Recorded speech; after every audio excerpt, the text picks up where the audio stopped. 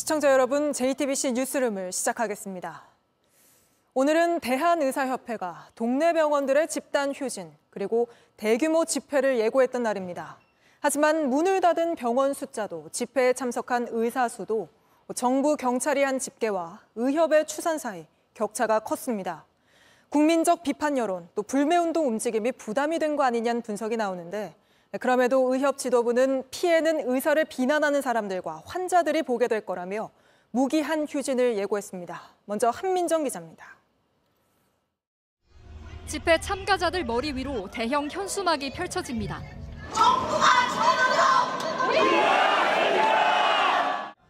대한의사협회가 오늘 하루 집단 휴진을 강행하고 집회를 연 겁니다. 주최 측 추산은 4만 명, 하지만 경찰은 12,000명이 모였다고 밝혔습니다. 전공의들을 범죄자 취급하는 것으로도 모자라 이제는 도망간 노예 취급을 하며 다시 강제노동을 시키겠다고 하고 있습니다. 집단 휴진에 동참한 동네 병원 의사도 발언에 나섰습니다. 언론 그리고 일부 시민단체분들 제발 정신 차리십시오. 지금 정부가 추진하는 잘못된 의료 정책이 추진되면 의사들을 비난하고 있는 분들과 환자들 그리고 그 국민들이 그 피해를 보는 것입니다. 무기한 휴진까지 언급했습니다. 의사들이 정당한 요구를 정부가 받아들이지 않을 경우 우리는 오는 27일부터 무기한 휴진에 들어갈 것입니다. 의사협회는 의대생 증원 재검토와 필수 의료 정책 패키지 수정, 그리고 전공의와 의대생에 대한 모든 행정명령 소급 취소 등 3가지를 요구하고 있습니다. 정부는 불법 휴진을 전제로 한 요구사항은 받아들일 수 없다는 입장이어서 사태 해결의 실마리를 찾기 어려운 상황입니다. JTBC 한민정입니다. 의협은 개원위의 역대급 지지를 받아 휴진하는 병원이 많을 거라고 예상했습니다만 현장은 달랐습니다. 한 예로 서울 서대문구의 경우 병원 100곳 중 99곳이 문을 열었습니다. 왜 총파업에 참여하지 않았는지 황예린 기자가 현장을 취재했습니다. 서울 강서구에 있는 한 이비인후과입니다. 휴진 안내문에 환자는 발걸음을 돌렸습니다. 진료 받으려고 점심시간 때 딱 나왔습니다. 지금 기관지 쪽이 좀 안 좋아가지고 원래 오늘 하는 날인 줄 알았는데 내일 와야 되나 싶기도 하고. 하지만 혼란은 거의 없었습니다. 강서구에 위치한 20여 곳을 찾아간 결과 대부분의 병원이 정상적으로 진료했습니다. 휴진 신고율만 봐도 강서구가 집계한 게 1%, 전국 의료기관을 기준으로 하면 4%대에 불과했습니다. 의협의 주장과 달리 참여율이 낮은 이유는 우선 정부의 강력한 대응 때문으로 보입니다. 정부는 병원들에 오늘 오전부터 형사처벌까지 가능한 업무 개시 명령을 내렸습니다. 유선으로 확인을 하는데요. 지금 지자체 공무원 9,500명이 이 36,000개 의료기관, 그러니까 한 사람당 한 4개, 5개 의료기관을 담당을 해서 필요한 조치들을. 또 일부 개원이들은 정부와 국민을 설득하는 의협의 투쟁 방식이 부적절하다고 봤습니다.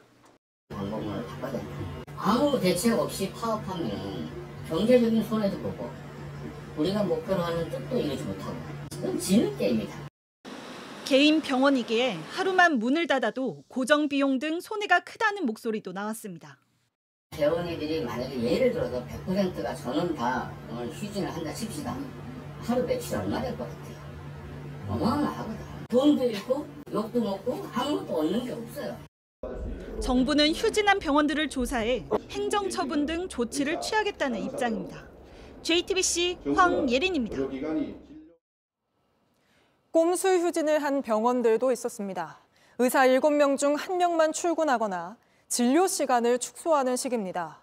병원 문 일찍 닫는 이유는 에어컨 청소해야 한다, 물이 끊겼다, 정부 때문에 손이 떨려 진료 못 본다, 다양했습니다. 오원석 기자입니다. 친구는 뭐 때문에 입원했어요? 수액병 달고 병원 주변을 산책하는 초등학생. 오늘 아침 의사 선생님을 보지 못했습니다. 그 회진은 좀 받으셨어요? 아니, 오늘은 못 받았어요. 평소 아이들 울음소리로 가득하던 대기실은 텅 비었습니다. 이 아동병원 의사 7명 가운데 1명만 출근한 탓입니다. 단지 콧물 감기가 있는데 이거를 해결해 주세요. 이거 하루가 미뤄지는 것뿐이니까. 맘카페 등에서는 오늘 휴진하는 병원 불매운동한다며 목록까지 만드는 상황. 다른 핑계를 들어 진료를 축소한 병 의원들이 적지 않았습니다. 원장님 말씀으로는 몸이 안 좋으셔서 두 분 다 몸이 안 좋으신 거예요?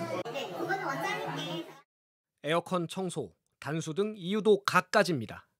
일단 병원 문을 열었다가 곧 닫으면서 손 떨려 진료를 중단한다는 의사도 있었습니다. 정부 진료 명령에 손이 떨려 환자 안전 때문이라고 했습니다. 오늘 무슨 날이에요? 어떻게 약이 떨어져서? 집단 휴진에 동참한다고 밝히지 않았을 뿐 모두 꼼수 휴진입니다. 오전만 하면 사실상 아이 유치원이나 학교 끝나고는 좀 어려워서 거의 안 하는 거나 똑같다고 봐야겠죠. 사전 휴진 신고 비율이 가장 높았던 광주에서는 의사들이 모였습니다. 존경하는 동료 의사 여러분, 우리는 이 위기 앞에서 단결해야 합니다. 솔직하게 문 닫겠다 하고 의지를 밝힌 겁니다. 의협이 또다시 휴진을 예고한 상황. 대놓고든 꼼수든 병원이 문을 닫으면 환자들은 불편할 수밖에 없습니다. JTBC 오원석입니다. 네, 그럼 이번에는 총파업을 주도하고 있는 의사협회에 궁금한 점들을 직접 물어보겠습니다. 최한나 대변인 연결돼 있습니다. 네, 먼저 이 질문부터 드리겠습니다. 오늘 총파업에 개원이 참여가 5%도 채 안 되는 상황입니다. 이렇게 참여율이 저조한 건 총파업에 동의할 수 없다, 명분이 없다고 판단한 거 아닙니까? 그 5%는 누가 그렇게 얘기하십니까? 저희 오늘 파악한 바로는 회원들한테 직접 파악해서 50% 이상 참여하셨고요. 그 5%, 4%라는 말은 정부가 휴진 신고를 하라는 부당한 명령에 저희 회원들이 따르지 않은 것입니다. 저희 오늘 자체 저기 ARS 또 이제 네이버 플레이스 휴진 신고 다 합해서 50% 넘게 휴진 참여하셨고, 이 휴진은 우리 전체 회원들의 선거에 의해서, 그러니까 투표에 의해서 결정이 됐습니다. 그러면 지금 동네 병원들 중에 50% 이상이 휴진 상태라는 말씀이신가요? 저희도 직접 돌아봤는데 그렇게까지 문 닫은 병원은 없던데요. 휴진을 했습니다. 전부 다 휴진했던 말씀이세요? 예, 그래서 전체를 휴진하신 분도 계시고 또 일부를 휴진하신 분도 계시고, 아시다시피 지금 정부에서 휴진을 하면 지금 여러 가지 업무 개시 명령, 15일 업무 정지하겠다, 각종 부당한 압력을 하고 있기 때문에 지금 각 회원들께서 상황에 맞춰서 이 행동에, 단체 행동에 참여하고 계십니다. 조금 더 찾아보시기 바랍니다. 네, 그 숫자를 가지고는 지금 논쟁하지 않겠습니다. 주민들 사이에서는 이 파업에 동참한 동네 병원들 불매 운동 움직임까지 있는데, 이렇게 국민 공감 얻기 어려운 파업을 하는 이유가 있습니까? 네, 그래서 이런 파업이 아니 전체 휴진을 하지 않으려고 지난 4개월 동안 휴진을 제외한 모든 방법으로 정부에게 호소했습니다. 그러나 정부는 의료를 붕괴시킬 만한 이 정책을 정말 아무런 대책 없이 계속 포괄적으로 밀어붙이고 있습니다. 지금이라도 휴진 외에 다른 방법으로 정부가 제대로 된 정책을 한다면 저희가 휴진을 할 이유가 없고요. 불매운동이라고 온라인에 떠도는 말만 보지 마시고 각자 다니시는 주치의와 의논하시기 바랍니다. 네, 그 주치의를 찾아가라고 하셨는데 의사들이 파업을 하면 찾아갈 주치의가 없는 거 아닙니까? 그러니까 파업이 아니고 그동안 지난 4개월 동안 우리 학생들하고 수련을 받아야 되는 전공의들이 미래에 대한 꿈을 버리고 이제 떠난 것이고, 그리고 현장을 교수들과 저희 의사들이 지키고 있었습니다. 오늘 하루 전체 행동을 처음 시작했습니다. 단체 행동을. 그리고 이에 대해서 우리 국민들이 불편하지 않도록 응급환자, 중환자, 분만 물론 당장 시급한 진료가 필요한 분은 다 보고 있습니다. 네, 정부가 오늘 의협 해산까지 가능하다고 했는데 정부가 요구하는 걸 들어주지 않으면 총파업을 무기한으로 하실 계획이십니까? 네, 지금 저희가 이렇게 하고 있는 거는 의사들을 위해서 하고 있는 게 아닙니다. 정부가 아무 준비도 안 된 상태에서 2,000명 아무 근거 없이 나온 그 숫자에 매달려서 의대 증원을 아무 준비 없이 올해 뭐 1,500명, 내년 2,000명 그렇게 하게 되면은 결국은 부실한 교육을 받고 나오는 의사들에게 치료를 받아야 되는 국민 건강이 위협이 됩니다. 그리고 무기한 총파업이 목적이 아니라 그렇게 의사들이 현장에서 이렇게까지 반대할 때는 전문가들의 의견을 좀 들어서 제대로 된 정책을 내주십사 하는 마지막 간절한 호소라고 들어주시면 되겠습니다. 네, 그런데 그렇게 파업이 길어지면 환자들 피해는 더 커질 텐데요. 환자들에게는 어떻게 설명하시겠습니까?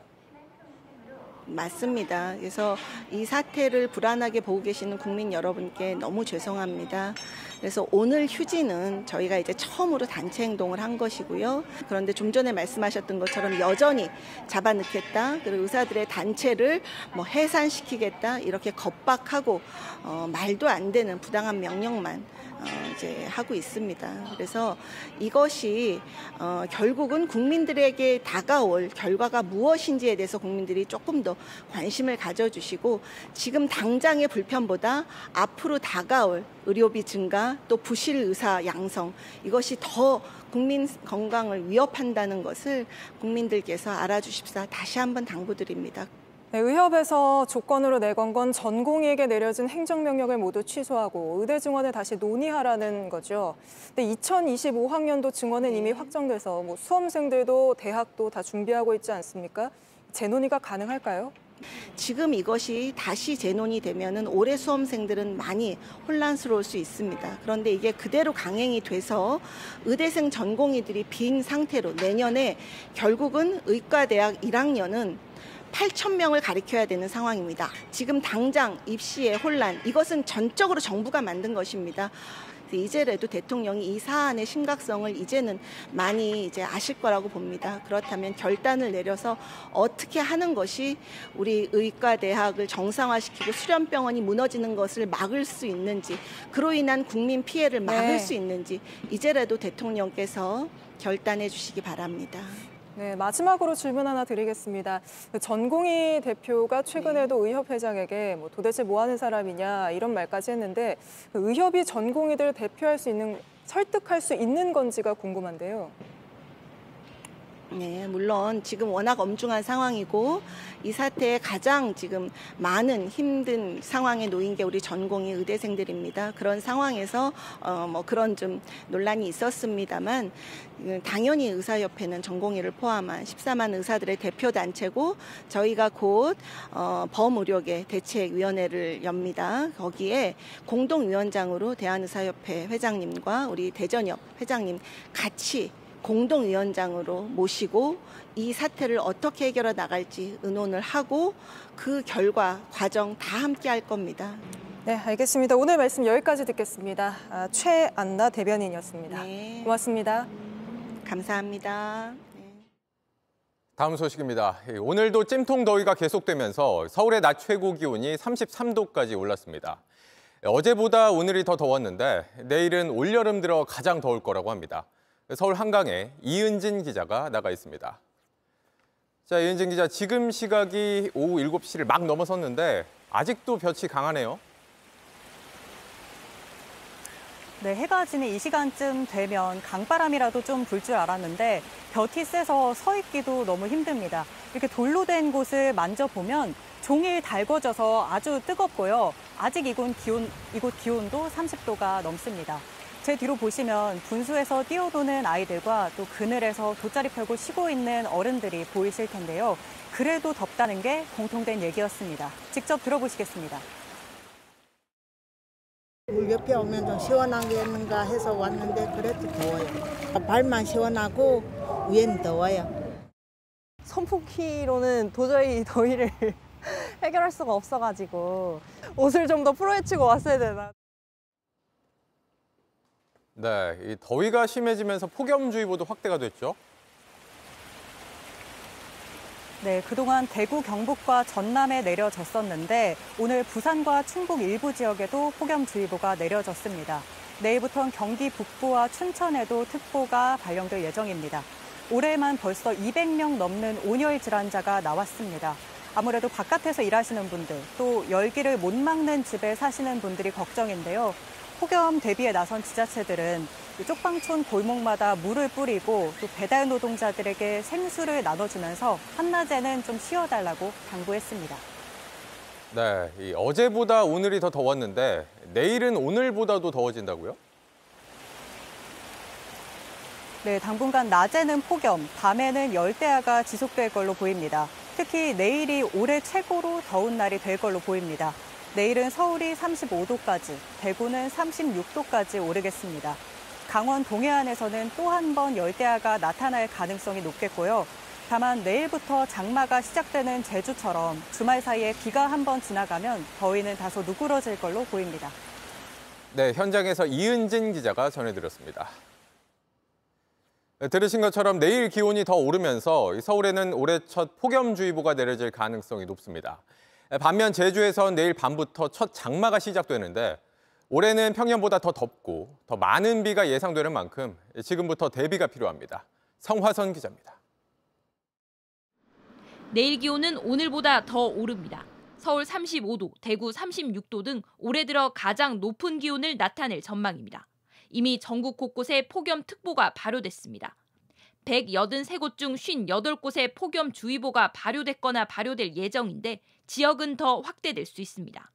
폭염주의보는 체감기온이 이틀 이상 33도를 웃돌 것으로 예상될 때 내려집니다.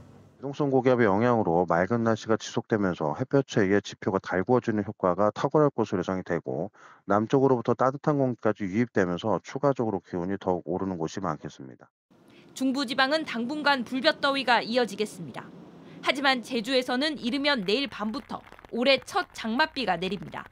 지난해보다 일주일가량 빠르게 시작됐습니다. 정체전선에서 발달한 저기압의 영향으로 제주에서는 많은 비가 쏟아집니다. 산지에 최대 200mm 이상의 폭우가 내릴 전망입니다. 19일 밤부터 제주도에 비가 내리겠고 시간당 최대 30mm 이상의 강하고 많은 비가 내리겠으니 주의하시기 바랍니다. 20일에는 남부지방에도 비가 오겠습니다.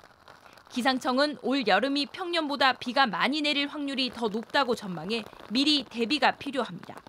JTBC 성화선입니다. 더위가 일찍 찾아왔다는 걸 실감하게 하는 것 중 하나가 벌레입니다. 모기떼가 벌써부터 기승을 부리고 있고 파리의 일종인 러브버그도 개체수가 크게 늘면서 불편하다는 민원이 잇따르고 있습니다. 신진 기자가 방역 현장을 취재했습니다. 드론에 붙는 이 액체, 모기 잡는 약입니다. 하늘로 올라 도심 속 공원 주변을 순찰합니다. 목표는 풀숲, 살충제를 뿌립니다. 결국은 한 마리가 500마리까지 이제 번식을 하거든요. 아파트 벽면에 다닥다닥 붙은 검은 벌레들. 자세히 보니 2마리가 몸을 맞대고 있습니다. 붉은 등 우단 털파리, 이른바 러브버그입니다. 같이 붙어 있다 보니까 혐오감이 든다 해야 되나. 무더위가 벌레들을 일찍 깨웠습니다. 이산화탄소로 모기를 유인하는 장치입니다. 뚜껑을 열어보면 이렇게 며칠 만에 그물망 안에 모기들이 가득 잡힌 것을 볼 수 있습니다. 서울시가 측정한 모기 활동 지수는 지난 3일부터 하루도 빠짐없이 가장 높은 수치인 100을 기록하고 있습니다. 집안에서 최대 10마리까지 모기가 발견되는 수준이란 얘기입니다.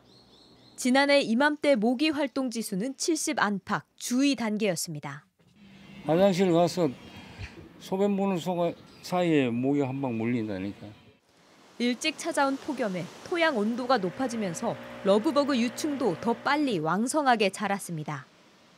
서울시 러브버그 민원은 2022년 4,418건에서 지난해 5,600건으로 27% 늘었습니다. 물지도 병을 옮기지도 않지만 시도 때도 없이 날아들고 너무 많습니다. 계단에서 죽어 있고 그래요, 많이. 작년에는 현관문 앞에 막 수북이 쌓였었어요.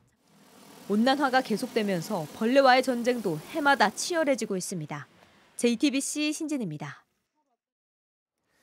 때이른 폭염은 우리나라뿐만 아니라 전 세계 곳곳에서 기승을 부리고 있습니다. 미국은 전역이 열돔에 갇히면서 100년 만에 최고 기온 기록이 깨지는 곳도 나올 걸로 예상이 되는데 캘리포니아에선 대형 산불까지 발생했습니다. 심수미 기자입니다. 거북이에게 연신 물을 끼얹고 치타에게는 얼음 간식을 던져줍니다. And what we have is a bloodsicle, which is just a little bit of blood kind of frozen. For our cheetahs, that is one thing we do to help keep them cool in the summertime. 연일 섭씨 40도를 넘나드는 더위가 지속되면서 미국 애리조나주의 한 동물원이 내놓은 대책입니다.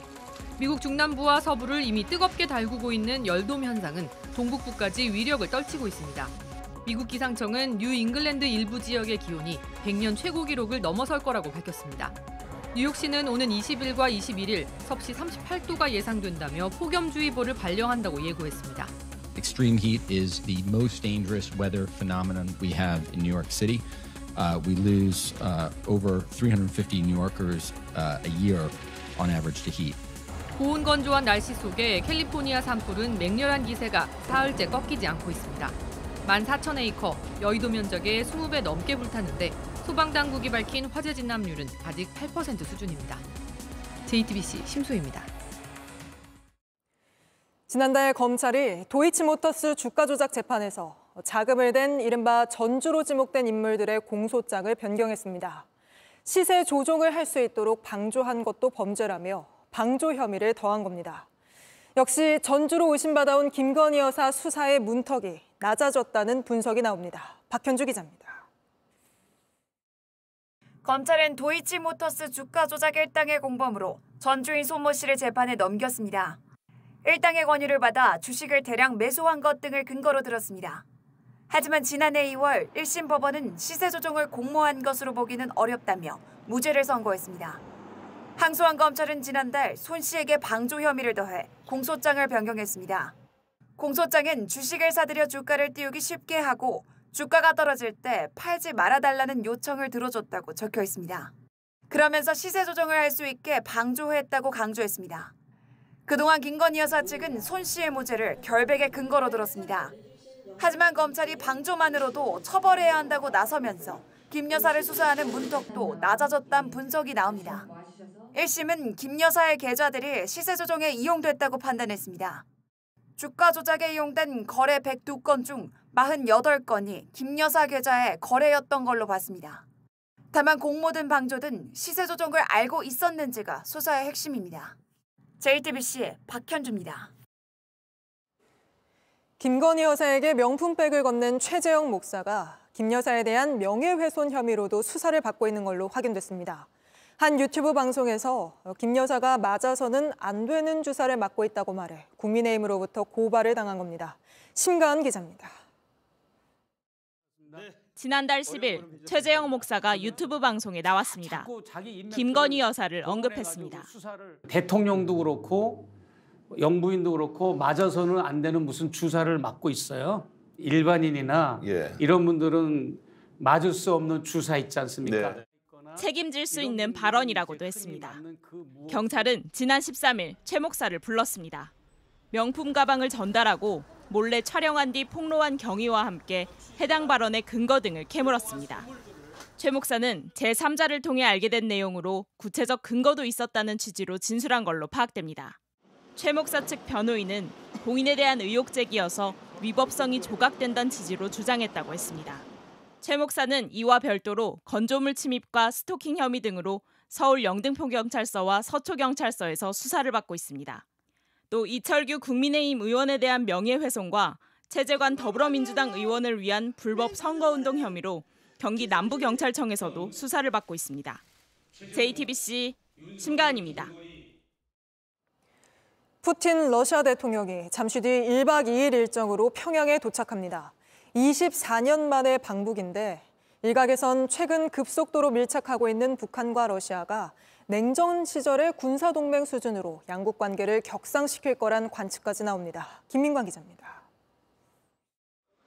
블라디미르 푸틴 러시아 대통령의 전용기가 극동 지역 야쿠츠크에 착륙합니다.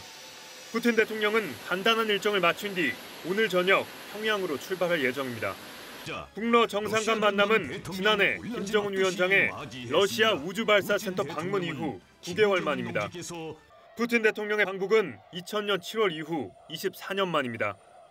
김정은 동지의 초청에 따라 러시아 연방 대통령 울라지미르 울라지미로비치 푸틴 동지가 6월 18일부터 19일까지 조선민주주의 인민공화국을 국가 방문하게 됩니다. 내일 오전 환영 행사를 마친 뒤 회담은 오후부터 본격적으로 시작될 것으로 보입니다. 일각에선 이번 만남으로 군나라 관계가 과거 냉전 시절 군사동맹 수준으로 격상될 가능성이 있다는 관측이 나옵니다. 북한과 소련은 1961년 유사시 자동 군사 개입 조항을 담은 조약을 체결했지만 러시아가 한국과 수교를 맺으며 이 조약은 1996년 폐기됐습니다. 푸틴 대통령은 노동신문 기고문을 통해 서방 통제를 받지 않는 상호 결제 체계를 발전시키고 비합법적 조치를 공동으로 반대할 것이라면서 쌍무적 협조를 높은 수준으로 올려 세우게 할 것이라고 밝혔습니다. 국제사회의 대북, 대러 제재를 의식한 말인데 무기 거래를 넘어 양국 간 협력 수준이 어디까지 격상될지는 지켜봐야 합니다.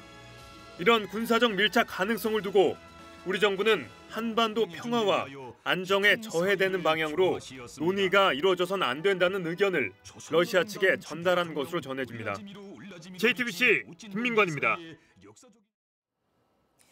이런 가운데 북한군 수십 명이 오늘 또 군사분계선을 침범했습니다. 9일 만에 다시 내려왔다가 우리의 경고 사격을 받고 되돌아간 겁니다. 군은 일단 우발적인 침범이라고 보고 있지만 반복적인 만큼 우리 군의 대비 태세를 살펴보기 위한 거 아니냐는 관측도 나옵니다. 김재현 기자입니다. 오늘 오전 8시 반쯤 중부전선 비무장지대에서 작업하던 북한군 20-30명이 군사분계선을 넘어 남쪽으로 20m가량 내려왔습니다. 우리 군의 경고방송과 경고 사격을 받고 북측으로 되돌아갔습니다. 대부분 삽이나 곡괭이를 들고 있었고 일부는 무장을 하고 있던 걸로 파악됩니다. 지난 9일에도 북한군은 2차례 군사분계선을 넘어왔는데 9일 만에 또 넘어온 겁니다. 합동참모본부는 일단 우발적인 침범으로 판단하고 있습니다. 북한군은 최근 비무장지대에서 주민들의 월남을 막기 위한 작업을 해왔습니다. 지뢰를 묻어 접근을 차단하고 나무와 수풀을 제거해 감시를 쉽게 하는 작업 등인데 이 와중에 실수로 넘어왔다는 겁니다. 지뢰가 수차례 폭발해 사상자도 나온 걸로 전해집니다. 지난 2달 전부터 그러한 동향들이 지속이 있었고 현재로서는 내부 통제를 강화하는 목적도 있는 것으로 알고 있습니다. 북한군은 북방 한계선 일대에서 대전차 방벽도 세우고 있는 것으로 파악됩니다. 높이는 4-5m, 길이는 수십에서 수백 미터에 달합니다. 합참 관계자는 방벽이 베를린 장벽처럼 남북 간 국경선을 세우려는 의도인지는 추가 분석이 필요하다고 했습니다.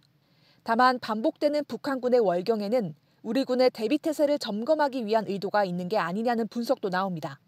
앞서 김여정 노동당 부부장은 남측의 대북전단 살포와 확성기 방송 재개 등과 관련해 우리의 새로운 대응을 목격하게 될 것이라고 위협하기도 했습니다. JTBC 김재현입니다. SK 최태원 회장과 노소영 관장의 이혼 소송 항소심을 맡았던 재판부가 결국 오늘 설명 자료까지 냈습니다.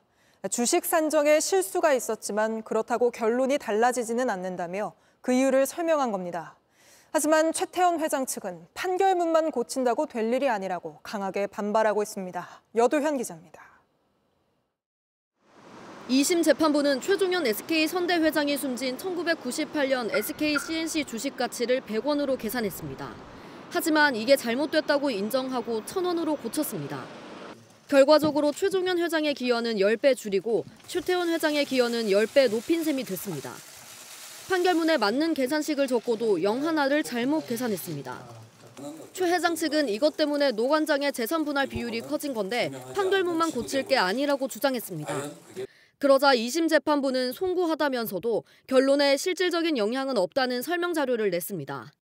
2009년이 아닌 2024년을 기준으로 보면 부친인 최종현 회장이 주가를 125배 올렸고 최태원 회장이 160배 올렸다는 겁니다. 노 관장과의 혼인 생활 중이던 최태원 회장의 기여가 부친보다 큰 건 변함없다는 논리입니다. 최 회장 측은 그렇다면 2024년 기준으로 판결문을 또 고칠 것이냐고 다시 반박했습니다. 하급심의 사실 인정에 대해서는 건드릴 수가 없게 되어 있죠. 근데 판결문은 내용이 명백하게 이제 달라지는 결과가 되잖아요. 이런 경우는 사실 대법원이 다시 한번 이제 사건을 들여다볼 수 있는 어떤 그런 단초가 되기는 할 것 같아요. 재판부 스스로 자초한 논란은 한동안 계속될 걸로 보입니다. JTBC 여도현입니다.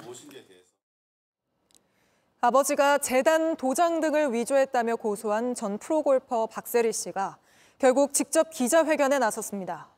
아버지의 빚 더는 책임지지 않겠다며 고소까지 하게 된 배경을 밝혔고 눈물을 보이기도 했습니다. 정수아 기자입니다. 박세리 희망재단의 박세리 이사장이 질문에 답하다 한동안 말을 잇지 못한 채 눈물을 흘립니다. 눈물이 안 날 줄 알았어요. 진짜 말씀하신 것처럼 정말 가족이 저한테는 가장 컸으니까 그게 다인 줄 알고 시작을 했고. 지난해 재단이 박세리 이사장의 아버지 박준철 씨를 고소한 사실이 최근 알려졌는데 국제골프학교 설립업체로부터 참여 제안을 받은 박준철 씨가 재단 법인 도장을 몰래 제작해 사용했다며 사문서 위조 혐의로 고소한 겁니다. 박 이사장은 이번이 처음이 아니라면서 직접 고소를 결심한 배경을 밝혔습니다. 하나가 또 정리가 되면 또 다른 누군가 꼭 거짓말처럼 줄을 서 있는 것처럼 저희 아빠이기 때문에 채무 관련해서 제가 다 변제를 해드렸지만 이제 더 이상은 제가 할 수 있는 부분, 할 수 없는 부분까지 오게 됐던 거예요. 사건 이후 아버지와 소통하지 않았고 향후에도 아버지와는 각자의 길을 걷겠다고 못 박았습니다. 더 이상 저한테 어떤 채무 관련이 있어 들어와도 제가 더 이상 책임질 수 있는 방안이 없다고 말씀드리는 거예요. 할 수 있는 방안도 없고. 또 최근 알려진 대전집 경매 개시 역시 아버지의 채무 때문에 생긴 일이라면서 본인과는 상관없는 일이라고 강조했습니다. 30분 넘게 심경을 토로한 박세리 이사장은 앞으로 골프뿐 아니라 스포츠 유망주들을 후원하며 재단에 집중하겠다고 밝혔습니다. 내 꿈이 누군가의 꿈이 돼버리는 순간 제 꿈이 생긴 것 같아요. 항상 저한테도 꿈과 희망을 많이 주셨으면 감사하겠습니다. JTBC 정수아입니다. 백종원 씨가 대표로 있는 더본코리아의 돈가스 가맹점주들이 단체 행동에 나섰습니다. 가맹점을 모집할 때는 월 매출 3천만 원을 약속했지만 실제로는 절반도 안 된다며 공정위에 신고하겠다고도 했습니다. 그러자 더본코리아 측 역시 사실과 다르다며 즉각 반박에 나섰습니다. 정혜성 기자입니다. 백종원 씨가 대표로 있는 더본코리아 앞에 연돈 볼카츠 점주들이 모였습니다. 광고는 하루 400, 실제로는 하루 40! 더본코리아에 속한 연돈 볼카츠는 한 예능 프로그램에서 화제를 모은 뒤 2022년부터 가맹점을 모집했습니다. 그런데 일부 점주들은 가맹점 모집 당시 본사가 매출액 등을 과장 광고했다고 주장합니다. 월 매출 3천만 원을 약속했지만 실제로는 절반도 안 된다는 겁니다. 매출액에서 임대료 내고 세금 내고 직원 급여 이렇게까지 지급을 하고 차이가 나도 뭐 한 50% 내지 한 60% 정도 차이가 난다면 그래도 저희 잘못이거니 하고 열심히 운영을 해보겠지만 본사가 가격 인상 요구를 무시했다는 주장도 나왔습니다. 본사가 정한 모두 단가를 맞출 수 없었습니다. 가격을 수차례 본사에 요청을 하였습니다. 본사는 가격 조정을 절대 합의해 주지 않았습니다. 단시간에 많은 가맹점을 내어주면서 본사의 이익만을 극대화했을 뿐 장기적 운영 전략은 전혀 부재한. 점주들은 본사를 공정위에 신고하기로 했습니다. 더본코리아 측은 즉각 반박에 나섰습니다. 2022년 기준 예상 매출 산정서엔 월 매출이 1,700만 원으로 돼 있다며 허위, 과장된 매출액을 약속한 사실이 없다고 밝혔습니다. 가격 인상을 거부했다는 주장도 반박했습니다. 최근 가맹본부와 가맹점 간 갈등은 늘고 있습니다. 침체가 되고 장사가 자꾸 안 되는 상태라면은 민감해지는 겁니다. 비용 부분에 있어서 본사는 계속 뭐 더 이익을 더 챙기는 것 같고. JTBC 정혜성입니다. 강원 강릉의 한 숙박업소에서 50대 남성이 40대 여성에게 흉기를 휘두르는 사건이 벌어졌습니다. 이 남성은 여성을 공격한 뒤 자해한 걸로 보이는데 두 사람 모두 위독한 상태입니다. 조승현 기자가 취재했습니다. 호텔 앞에 경찰관들이 모여 어수선합니다. 과학수사대가 급히 건물 안으로 들어갑니다. 바닥 여기저기에 핏자국이 선명합니다. 오늘 낮 1시쯤 강원 강릉시 경포해수욕장 인근 호텔에서 칼부림 사건이 났습니다. 안내 데스크에 있던 여성을 한 남성이 끌고 들어간 뒤 일이 벌어졌습니다. 여자분이 소리 지르시고 숨 못 쉬겠다고 칼이라고 생각 못했고 그냥 못 주는 거 같아요. 신고를 받은 경찰이 출동했을 때 50대 남성과 40대 여성은 나란히 쓰러져 있었습니다. 두 사람은 각각 원주와 강릉의 병원으로 옮겨졌습니다. 모두 피를 많이 흘려 생명이 위독한 상태로 알려졌습니다. 소방에 따르면 여성은 흉기에 배와 가슴 등 4군데를 찔렸습니다. 남성은 배 부위에만 여러 개의 상처가 있었습니다. 경찰은 남성이 여성을 공격한 뒤 자해한 걸로 보고 있습니다. 남자가 가해자 같아요. CCTV에서 거기 들어간 사람 둘밖에 없으니 남자라고 보는 거죠. 두 사람은 서류상 부부는 아닌 걸로 전해집니다. 경찰은 두 사람이 무슨 관계인지 파악하고 있습니다. 둘 사이의 관계가 확인돼야 범행 동기 등 정확한 사건 경위를 알 수 있을 거로 보입니다. JTBC 조승현입니다. 트로트 가수 김호중 씨가 구속 상태로 재판에 넘겨졌는데 음주운전 혐의는 결국 빠졌습니다. 검찰은 김 씨 측의 조직적인 은폐 때문에 사고 당시 음주 수치를 특정하기 어려웠다고 설명했습니다. 대신 CCTV에 붉게 변한 김 씨 얼굴이 찍힌 걸 바탕으로 정상 운전이 어려운 상태였다고 판단했습니다. 연지환 기자입니다. 흰색 승합차가 중앙선을 넘습니다. 맞은편에 서 있던 택시를 들이받습니다. 멈추는 듯 하더니 그대로 도망칩니다. 가수 김호중 씨가 사고를 낸 겁니다. 사고 직후 아무런 조치도 없이 모텔로 가서 술을 더 마셨고 소속사 대표와 함께 운전자를 바꿨습니다. 또 다른 매니저는 블랙박스 메모리 카드를 없애기도 했습니다. 음주운전 혐의 추가됐는데 혹시 사고 당시 만취 아니었다는 입장 여전하신가요? 아니요. 죄송합니다. 검찰이 김 씨를 오늘 재판에 넘겼습니다. CCTV를 정밀하게 분석해봤더니 김 씨 얼굴과 목에 홍조가 보이고 사고 직전에 이유 없이 멈추길 반복하는 등 운전이 곤란한 상태였던 걸로 판단했다고 밝혔습니다. 하지만 경찰이 위드마크 공식을 통해 특정한 혈중 알코올 농도 0.031%는 확실하지 않다며 음주운전 혐의는 뺐습니다. 검찰은 역추산 계산 결과만으론 의심을 배제할 정도로 수치를 특정하기 어렵다고 밝혔습니다. 이 때문에 음주 사고를 내고 일부러 술을 더 먹는 등 사법 방해에 대한 처벌 규정이 도입되어야 한다고 했습니다. 검찰은 김 씨를 위해 다른 차량의 블랙박스를 제거한 소속사 대표와 매니저도 함께 재판에 넘겼습니다. JTBC 연지환입니다. 경기 하남에서 20살 여대생이 남자친구가 휘두른 흉기에 숨졌습니다. 피해자는 교제하는 3주 동안 노골적인 성적 요구에 시달렸는데 이걸 견디다 못해 헤어지자고 했다가 변을 당했습니다. 가해 남성은 조현병을 주장하고 있습니다. 임예은 기자가 유족과 친구들 이야기를 들어봤습니다. 20살 여대생이 전 남자친구에게 살해당한 건 이별을 통보한 당일이었습니다. 밤 11시 20분 CCTV 사각지대에서 수차례 흉기를 휘둘렀습니다. 피해자는 목과 얼굴, 손이 훼손됐고 곧 숨졌습니다. 둘이 교제를 시작한 건 사건 3주 전 20살 여대생의 첫 연애였습니다. 그런데 가해자의 요구, 직설적이고 노골적이었습니다. 특정 신체 부위를 만져보고 싶다고 하고 촉감이 궁금하다고 했습니다. 내가 나오는 야한 꿈을 꿨다고 했고 하룻밤을 같이 보내자고도 했습니다. 피해자가 거절하자 이번엔 성관계라도 갖자고 요구했습니다. 받아들이기 힘들어 헤어지자고 했지만 가해자는 혼자서만 받아들이지 못했습니다. 그 친구가 얼마나 억울했을까 생각하면 그 마음에 무너질 거리 너무 이상했던 것 같아요. 가해자는 조현병을 주장했습니다. 조현병인데 사건 당일에만 약을 안 먹었다고 진술한 걸로 알려졌습니다. 하지만 유족은 동생이 외출한 지 20분 만에 신고가 들어온 걸 보면 계획 범죄가 틀림없다고 반박했습니다. CCTV가 비치지 않는 곳을 고른 점, 흉기를 미리 준비한 점도 감안해야 한다고 말했습니다. 영정 사진도 아직도 기억나는 게 저희랑 셀카도 아직 준비되지도 않았던 그 사진에 이렇게 아직 영정사진 찍을 나이가 아니었던 피해자. 제대로 된 처벌이라도 해달라는 게 유족들의 마지막 바람입니다. JTBC 임예은입니다. 금은방에서 목걸이를 훔친 30대 남성이 요금도 내지 않고 택시를 갈아타면서 도망쳤습니다. 경찰은 절도 신고와 택시 무임승차 신고가 동시에 들어오자 같은 인물이란 걸 직감하고 동선을 추적해 이 남성을 붙잡았습니다. 이 과정을 정영재 기자가 보도합니다. 물건 고르는 듯하던 남성은 금목걸이를 들고 뛰쳐나갑니다. 다짜고짜 뛰어가는 뒷모습을 주인은 바라만 볼 뿐입니다. 충남 예산 한 금은방에서 이 30대 남성이 목걸이를 훔친 시각은 오후 1시쯤입니다. 범행 30분 뒤 충남 홍성에서 한 남성이 택시 요금을 내지 않고 달아났다는 신고가 들어왔습니다.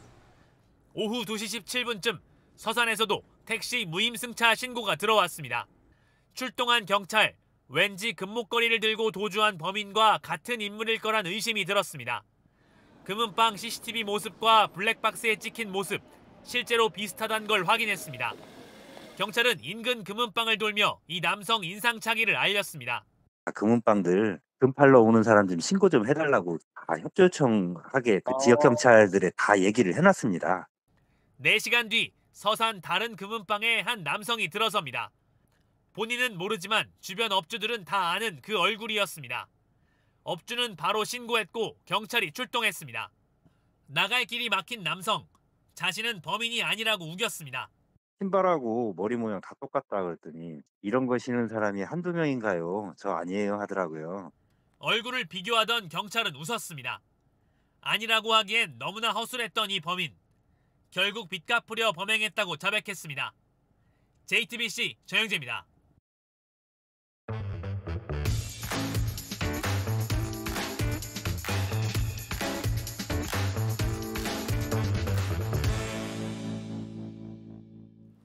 네, 돌아온 비하인드 이성대 기자 나왔습니다. 첫 번째 볼까요? 네, 첫 번째 이슈 바로 보겠습니다. 자, 선물해도 될까요? 자, 다른 이야기가 아니라요. 지난 10일이었습니다. 국민권익위원회가 김건희 여사의 이른바 명품백 수수에 대해서 무혐의 처리를 했습니다. 네. 자, 그 이후에 권익위 게시판에는 이를 비판하는 조롱성 질문들이 계속 이어지고 있는데 보통 그전까지는 하루에 한 5건 안팎이었는데 네. 어제 한 70여 건. 그리고 오늘은 제가 여기 들어오기 직전까지 확인해 보니까 정확히 56건의 질문이 올라와 있습니다. 네, 이 권익위 결정 이후에 그렇다면 공직자 배우자가 금품을 받는 건 괜찮다는 거냐? 뭐 이런 식의 논란이 이어지고 있잖아요. 다양한 지금 의문들이 나오고 있는 것이죠. 자, 청탁금지법에 따르면 공무원 배우자가 직무와 관련해서 금품을 수수하면 안 됩니다. 자, 하지만 권익위는 지난주 이렇게 얘기를 했었죠. 자, 김 여사의 명품백은 대통령의 직무 관련성이 없다라고 얘기를 했습니다. 설사 직무 관련성이 있다 할지라도 이걸 준 사람이 외국인이기 때문에 자, 이것은 대통령 기록물법에 적용을 받아야 되고 그렇기 때문에 청탁금지법에 의한 신고 대상이 아니다. 이렇게 유권 해석을 내렸습니다. 네. 상당히 복잡하죠. 자, 그러다 보니까 이제 권익위 게시판에는 자, 그럼 이런 경우들은 어떤 것이냐라고 상당히 많은 질문들이 올라오고 있는 것인데 네. 자, 대표적으로 몇 가지 좀 보시죠. 자, 두 번째. 자, 대통령 부인에게 외국인을 통해서 주면 기록물인 것이냐, 그리고 문제가 없는 것이냐 좀 더 명확하게 얘기해달라. 나는 권익위원장과 친하고 싶은데 권익위 부인한테 선물해도 되는 것이냐. 네. 그리고 일본어도 있습니다. 자, 일본 해석은 뭐냐면요. 자, 나는 배우자인데 작은 가방을 받아도 되는 거냐. 300만 원짜리를 자, 이렇게 얘기를 하고 있고요. 또 밑에 보면은 또 영어로도 질문이 있습니다. 네. 그러니까 이게 최재형 목사가 외국인이기 때문에 외국인이 준 선물은 대통령 기록물이 돼서 신고할 의무가 없다. 뭐 이런 것라고 뭐 주로 그런 이제 비판을 하는 점을 예. 볼 수 있는데 그 비꼬는 반응들인 거죠? 그렇습니다. 자, 말 나온 게 첫 번째 외국인 친구가 권익위한테 물어보라고 했다라고 하면서 실제로 영어로 질문을 했는데 뭐 쉬운 영어입니다. 자, 저는 외국인입니다. 대통령 부인한테 작은 백을 드리고 싶어요. 300만 원짜리도 아닌데 외국인이 영부인에게 선물을 주어도 법적으로 문제가 없다고 들었습니다. 네. 권익위에 따르면 문제가 없는 겁니다. 자, 정치권도 지금 가만히 있지 않죠. 조국혁신당에서는 자, 디올백을 받으셔도 됩니다. 기자나 교수나 공무원, 교사 모두 다 받으셔도 됩니다. 다만 장학금을 받는 건 안 된다라고 얘기를 하면서 자신의 딸이었죠. 조민 씨가 장학금 받은 걸로 청탁금지법 유죄가 나온 것을 이렇게 지금 비판을 하고 있는 겁니다. 네. 그런데 이렇게 갑자기 글들이 많이 올라와서 권익위 게시판 담당자가 좀 바빠졌을 것 같은데 답변은 하고 있습니까? 자, 그동안 좀 찾아봤더니 그동안은 대부분 답변을 성실하게 달아줬는데 공교롭게도 이달 들어서는 답변을 달지를 않고 있습니다. 아, 최근 올라온 질문들에 그렇습니다. 대해서? 이번 달 들어서부터는요. 권익위에 직접 물어봤더니 예. 어떻게 할 거냐, 답을 달 거냐라고 물어봤더니 그에 대한 답변도 아직까지는 받질 못하고 있습니다. 알겠습니다. 다음 이슈 볼까요? 자, 두 번째 이슈 보겠습니다. 두 여대와 싸우는 김준혁. 자, 김준혁 민주당 의원 지난 총선이었죠. 미군정 시기에 이대생들의 성상납이 있었다. 이 발언으로 큰 파문이 있었는데 자, 이에 대해서 오늘 이화여대 측에서 명예훼손 혐의로 고소를 한 겁니다. 자, 당시 발언이 큰 논란이 됐었고 실제 민주당 안에서도 공천을 뺏어야 되는 거 아니냐 이런 논쟁들이 있었거든요. 네. 결국에는 당선이 됐었죠. 자, 당시 상대 후보가 누구였느냐? 양파 한 단이 아니라 양파 한 뿌리가 875원이라고 했던 이수정 후보였습니다. 결국 논란 후보들끼리 붙어서 이 경기도 수원시에서 최대 무효표가 쏟아졌던 선거였던 겁니다. 참고로 선거 전에는 김 의원이 여러 차례 사과하고 유감 표명을 했지만 이번에는 이렇게 미군의 CIC 방첩대 정보보고서 문건까지 공개하면서 강력하게 대응하겠다. 자신이 근거 있는 발언을 했다라고 대응을 하고 있습니다. 네, 고소를 했으니 수사를 통해서 사실관계가 드러나겠네요. 네, 그렇습니다. 자, 참고로 김준혁 의원 다른 여대이죠. 숙명여대와도 지금 전선을 확대하고 있습니다. 김 여사의 이른바 숙대 석사 논문에 대해서 지금 검증을 다시 해야 된다라는 교수가 이번에 숙대 총장 후보 1등에 됐습니다. 자, 그러자 김준혁 의원이 이렇게 얘기를 했는데요. 자, 만약에 그럴 일은 없겠지만 김 여사를 비호하기 위해서 1위 득표자 대신 2위인 지금 총장에 다시 임용하게 된다면 숙명여대는 국민적인 심판에 직면할 것이다 라고 압박을 하고 있습니다. 네, 알겠습니다. 여기까지 듣죠. 이성대 기자였습니다. 휴일에 캠핑 즐기는 분들 많죠. 그런데 정부 조사 결과 소비자들에게 갑질을 하는 캠핑장들이 적지 않다고 합니다. 1박 예약을 차별해 사실상 2박 예약을 강요하고 요금도 계좌이체로 현금만 받는 식입니다. 정아람 기자가 취재했습니다. 친구들과 캠핑을 자주 하는 조윤철 씨. 경기도 파주에 있는 한 캠핑장을 예약했다가 사정이 생겨 몇 분 뒤 바로 예약을 취소하려 하자 황당한 답이 돌아왔다고 합니다.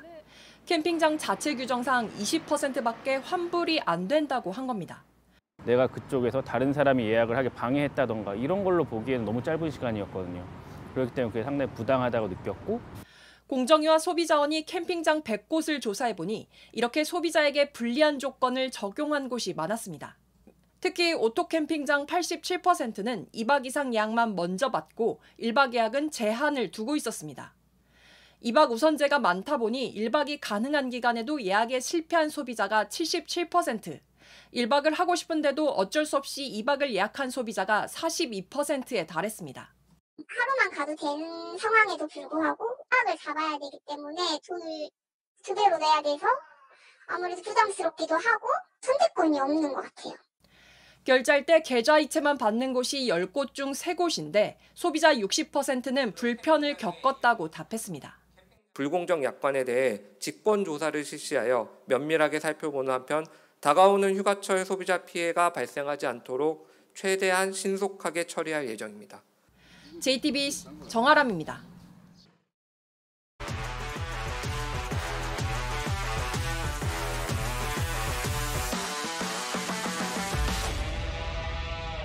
스포츠 뉴스입니다.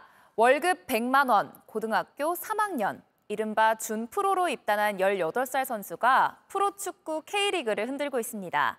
강원 양민혁 선수 얘긴데요. 해외 구단들의 관심까지 받는 가운데 입단 6개월 만에 프로 계약까지 맺었습니다. 홍지훈 기자입니다. 한 골 차로 아슬아슬하게 앞선 후반 21분. 먼 골대를 보고 강하게 찬 양민혁의 슛이 상대 골망을 시원하게 흔듭니다. 2006년생 18살 양민혁의 시즌 5호 골로 강원은 7년 만에 5연승을 달리면서 K리그의 돌풍을 일으켰습니다. 양민혁은 지난해 말 강원과 월급 100만 원짜리 준프로 계약을 맺었는데 리그 첫 경기부터 선발로 나와 17경기를 꼬박꼬박 뛰었고 도움도 3개나 올렸습니다.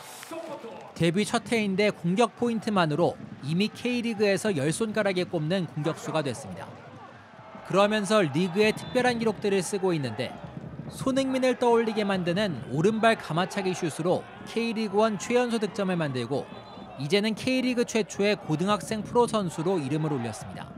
일단 제가 받는 금액도 달라지고 더 책임감도 생기는 것 같아요.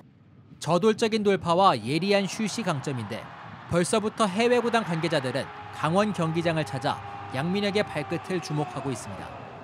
저하고는 비교가 안 되죠. 왜냐하면 지금 민혁이 나이에는 사실 이 정도 하는 선수가 사실 저는 없었다고 보거든요. 양민혁의 활약 속에 올 시즌 K리그에서는 처음으로 고3 신인왕이 나올 수 있다는 기대감도 커집니다. 강원이라는 팀에서 계속 좋은 활약 펼치는 게 지금 가장 큰 꿈인 것 같습니다. JTBC 홍종입니다. 최찬원과 김도훈을 거치며 석 달째 임시감독 체제로 운영되는 축구 대표팀. 다시 정식 감독 선임 작업에 들어갔습니다. 대한축구협회가 오늘 비공개 회의를 열어 최종 후보군을 골라내는 작업을 시작했는데요. 국내외 12명의 지도자를 놓고 5명 이내로 후보를 좁힐 것 같습니다. 외국인 감독을 뽑겠다는 방침은 재고하는 것으로 알려졌는데요. 국내 체류 조건, 또 연봉과 같은 조건을 맞추기 위해서 현실적으로 국내 감독들도 고려하겠다는 겁니다. 열흘 뒤 조 추첨부터 북중미 월드컵 3차 예선이 시작되는 만큼 늦어도 7월 초까지 선임 작업을 마치겠다는 게 협회의 구상인데요.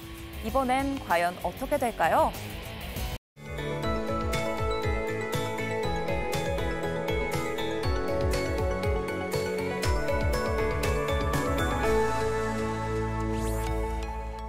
푹푹 찌는 듯한 날씨에 바깥에선 그늘만 찾게 됩니다. 내일은 오늘보다 더 더워지겠고요. 서울은 35도까지 오르면서 또다시 올 최고 기온을 경신하겠는데요. 통풍이 잘 되고 가장 시원한 옷을 골라 입으셔야겠습니다. 전국 곳곳으로 폭염특보도 한 차례 더 확대됐습니다. 이들 지역은 최고 체감온도가 33도 이상 오르겠고요. 전국적으로 자외선과 오존 농도가 매우 높겠습니다. 반면 제주도에는 내일 밤부터 올해 첫 장마가 시작되겠는데요. 최대 200mm 이상의 강하고 많은 비가 쏟아지겠습니다. 장마의 시작부터 많은 비가 예보된 만큼 피해가 없도록 대비를 철저히 해두시기 바랍니다. 내일 중부 서해안은 짙은 안개로 출발하겠고요. 하늘은 대체로 맑게 드러나겠습니다. 아침 기온은 서울과 청주 21도, 전주 20도로 시작하겠습니다. 한낮엔 내륙을 중심으로 35도 안팎까지 올라서 날이 무척 덥겠습니다. 제주도는 다음 주까지 장마가 길게 이어지겠고요. 목요일에는 저기압의 영향으로 호남과 경남 지역에도 비가 내리겠습니다. 날씨였습니다. 뉴스룸 저희가 준비한 소식은 여기까지입니다. 시청해주신 여러분 고맙습니다.